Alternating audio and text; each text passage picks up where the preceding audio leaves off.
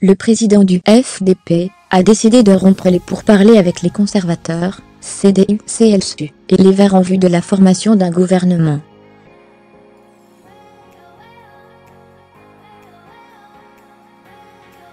Le Monde /vertical. Mise à jour, le /vertical par Thomas Ouidet, Berlin, correspondant, Christian Lednéem à Lévite.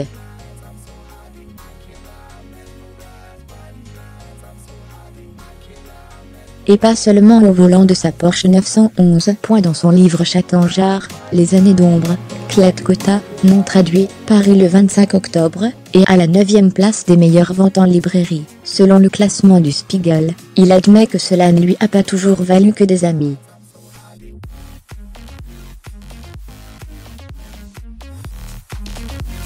Notamment en 2013, quand, alors âgé de 34 ans, il n'a pas attendu 24 heures après la débâcle des libéraux aux législatives pour annoncer sa candidature à la présidence du FDP.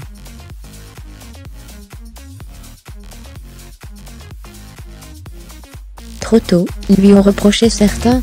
Si on l'avait laissé dériver plus longtemps sans direction, le parti n'aurait pas pu être sauvé, écrit M.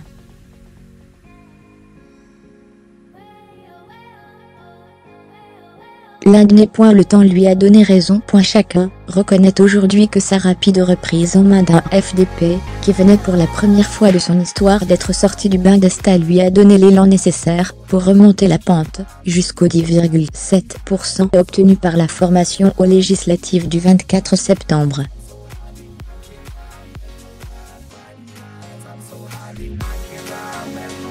En décidant, dans la nuit du dimanche 19 au lundi 20 novembre, de rompre les pourparlers avec les conservateurs, CDU-CSU, et les Verts en vue de la formation d'un gouvernement, M.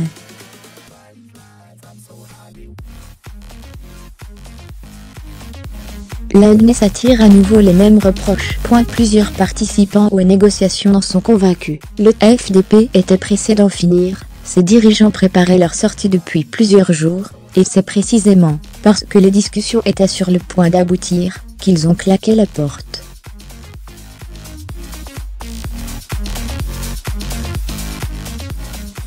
Selon un sondage Força RTL réalisé lundi 20 novembre, seuls 43% des électeurs approuveraient l'attitude de M.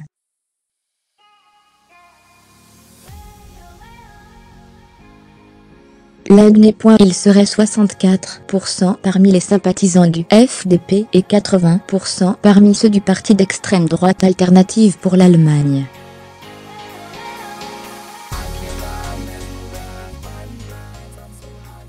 En se montrant très ferme sur la question de l'immigration, un sujet qui n'est pas un de ses marqueurs historiques, et en prenant le risque de faire échouer les pourparlers, une première pour un parti qui,